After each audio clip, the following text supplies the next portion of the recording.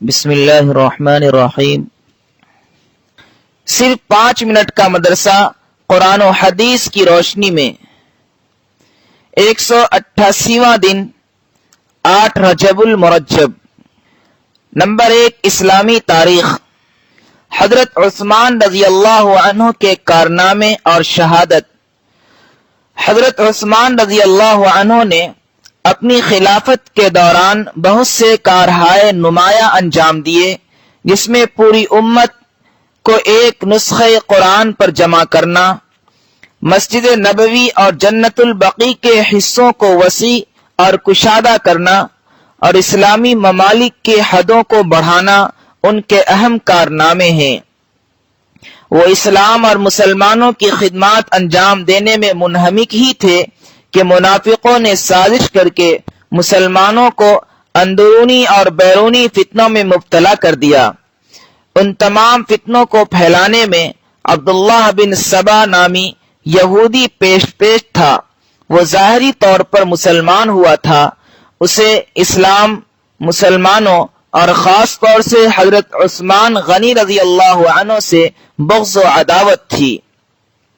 مسلمانوں میں آپسی اختلاف پیدا کرنے کے لیے اس نے کوفہ، بصرہ، دمشق اور مصر کا سفر کر کے ایک بڑی جماعت کو اپنا ہم خیال بنا لیا۔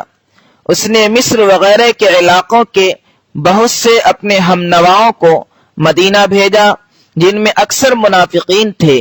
سیدھے سادھے مسلمانوں کو بہکا کر اپنے ساتھ کر لیا۔ یہ لوگ اس وقت مدینہ پہنچے جب اکثر صحابہ حج کے لیے مکہ گئے ہوئے تھے۔ انہوں نے مدینہ میں حضرت عثمان رضی اللہ عنہ کے گھر کا محاصرہ کر لیا اور ان کا کھانا پانی بند کر دیا۔ آخر 18 ذی الحجہ سن 35 ہجری جمعہ کے دن قرآن کی تلاوت کرتے ہوئے حضرت عثمان رضی اللہ عنہ کو شہید کر دیا گیا۔ نمبر 2، حضور صلی اللہ علیہ وسلم کا معجزہ، زخم کا اچھا ہونا۔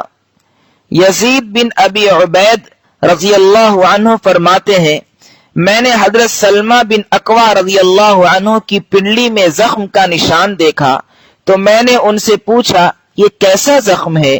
انہوں نے فرمایا یہ چوٹ مجھے خیبر کے دن لگی تھی اور وہ زخم بھی ایسا تھا کہ لوگ کہنے لگے تھے کہ سلمہ شہید ہو گیا۔ میں رسول اللہ صلی اللہ علیہ وسلم کی خدمت میں آیا تو رسول اللہ صلی اللہ علیہ وسلم نے اس چوٹ پر 3 مرتبہ دم کیا۔ الحمدللہ ایسا اچھا ہو گیا کہ اب تک شکایت نہیں ہوئی۔ نمبر 3، ایک فرض کے بارے میں، گروی رکھی ہوئی چیز سے فائدہ نہ اٹھانا۔ حضرت ابن مسعود رضی اللہ عنہ کے پاس ایک شخص آئے اور کہا کہ ایک گھوڑا میرے پاس گروی رکھا گیا تھا، لیکن میں اس پر سوار ہو گیا، تو کیا میرے لیے گروی رکھے ہوئے گھوڑے پر سوار ہونا جائز ہے؟ حضرت عبداللہ بن مسعود رضی اللہ عنہ نے فرمایا اس گھوڑے سے تم نے جتنا فائدہ اٹھایا وہ سود ہے۔ فائدہ، گروی رکھی ہوئی چیز سے فائدہ اٹھانا جائز نہیں ہے، اس سے بچنا ضروری ہے۔ نمبر 4، ایک سنت کے بارے میں، سونے سے پہلے کی دعا۔ رسول اللہ صلی اللہ علیہ وسلم جب سونے لگتے تو یہ دعا پڑھتے، اللہم بسمک اموت و احیا۔ ترجمہ، اے اللہ میں تیرے ہی نام سے مرتا ہوں اور جیتا ہوں۔ نمبر 5، ایک اہم عمل کی فضیلت، سورہ یاسین پڑھنے کا ثواب۔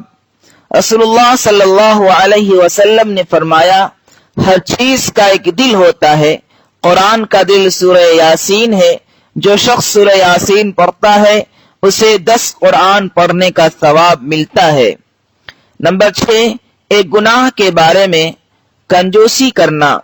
قرآن میں اللہ تعالیٰ فرماتا ہے جو لوگ اللہ تعالیٰ کی عطا کردہ مال و دولت کو خرچ کرنے میں بخل کرتے ہیں وہ بالکل اس گمان میں نہ رہیں کہ ان کا یہ بخل کرنا ان کے لیے بہتر ہے، بلکہ وہ ان کے لیے بہت برا ہے۔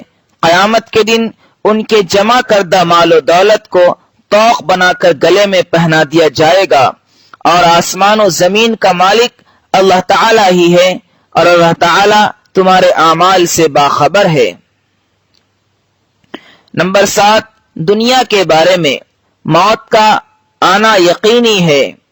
قرآن میں اللہ تعالیٰ فرماتا ہے، تم جہاں کہیں بھی ہوگے تم کو ہر حال میں موت آ پکڑے گی، چاہے تم مضبوط قلعوں میں محفوظ ہو۔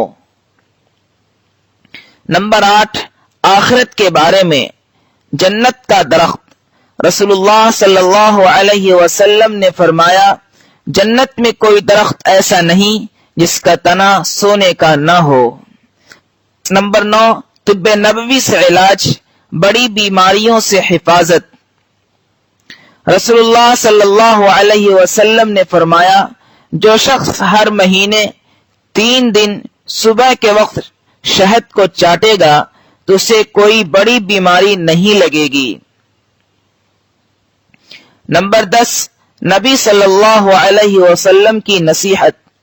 رسول اللہ صلی اللہ علیہ وسلم نے فرمایا، جب تم میں سے کسی کو غصہ آئے اور وہ کھڑا ہو تو اس کو چاہیے کہ بیٹھ جائے۔